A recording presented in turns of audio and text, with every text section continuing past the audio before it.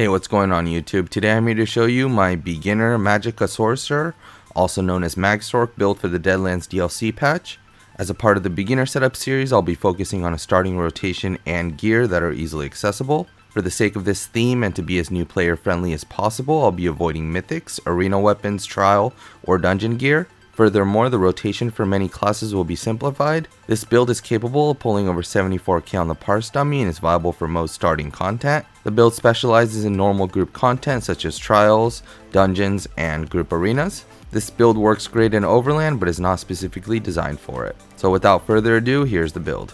So starting off in the character sheet as per usual, I have 64 points in a Magicka and I'm running the Thief Mundus. As for race, I am a High Elf. High Elves probably work best, but other alternatives include Dark Elf, Khajiit, and any other class that would benefit Magicka.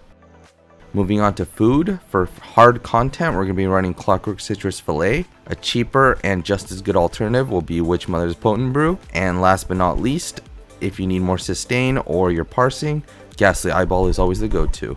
Moving on to potions, for this build we're going to be running Essence of Spell Power. You do not need to run this for anything easy, just make sure you run it for harder content. Essence of Spell Power gives us 3 buffs that are very important for Magicka DPS. These include Major Sorcery, Major Prophecy, and Major Intellect. Furthermore, if you are buying or making these potions yourself, they do cost a little bit to make. So make sure you have 3 points in a medicinal use from the alchemy skill line so that the potions last the full duration. So for CP, we're going to be running Backstabber, Deadly Aim, Master at Arms, Fighting Finesse. For the red tree, we're going to be running Sustained by Suffering, Siphoning Spells, Rejuvenation, and Boundless Vitality.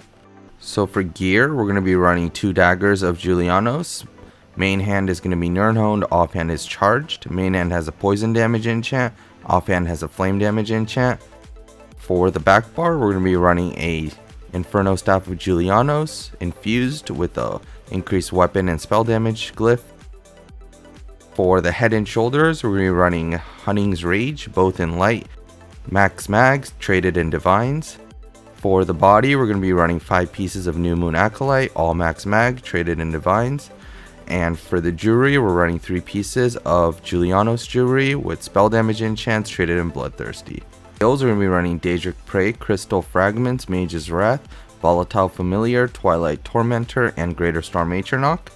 Back bar is going to be Barbed Trap, Unstable Wall of Fire, Hurricane, Volatile Familiar, Twilight Tormentor, and Greater Storm Atronach. So for the rotation of this build, we're just going to be making sure that we cast all of our dots once, and then use Crystal Fragments until we have to reapply our dots. We're not going to get perfect uptime on all of our dots just because I wanted to keep this as simple as possible. So with that being said, I always start off with a Barbed Trap, into an Elemental Blockade, then into a Hurricane. I bar swap, Daedric Prey, and then cast Volatile Familiar. And then after that, I use Crystal Fragments 8 times, and then I rinse and repeat. Greater Storm Atronach, our ult, can be replaced with a Crystal Fragments when it's ready. And at 20%, also known as execute range, we use Mage's Wrath instead of Crystal Fragments. And that's about it. So closing thoughts.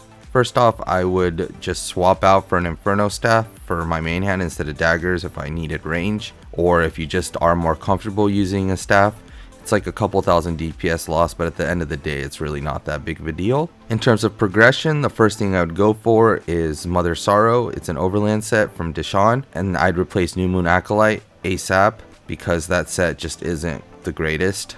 Next, I'd probably farm Kinra for jewelry and weapons, so that would put me at 5-piece Mother Sorrow and then 5-piece Kinra. And then from there you have a couple options. You can go the Mythic route or you can go the Monster Helm route. So for Mythic, you want to get a Mythic, pair it with a 1-piece Slime Crawl. The best Mythic right now is Harpooners. It's not viable for all content, but it's viable for the majority of content. And then I would drop Harpooners and use Death Dealer whenever that situation arises. Another really important thing to do is make sure you farm Maelstrom to get yourself Inferno Staff because it is mandatory for Mag DPS. If you're gonna skip the Mythic plus 1-piece Slime Crawl route, you can always go Monster Helm route. There's some viable options such as Stormfist, Kjarnar, or Maul of the Inferno. And then once you've done all of that, I'd consider going the Basai route because it is the strongest and hardest hitting set. Another set you could get is Zogvin. It'll free up a bar slot so you can not run trap, and you can run a different skill there instead. And also, for if you're doing solo content or there's a situation where you do need more slots, just take out one of your pets and that'll free up 2 bar slots to run whatever you need for the given situation. And I think that's about it. So that wraps up the build explanation section of this portion. As always, thank you for watching my videos, and if you have any questions, feel free to leave them in the comment section below. As a reminder, if this video helped in any way, please help the channel grow by subscribing and liking the video. If you like the piggies, please like the video. As per usual, I'll have a parse at the end. Feel free to stick around for it. If not, have a great day, and thank you again.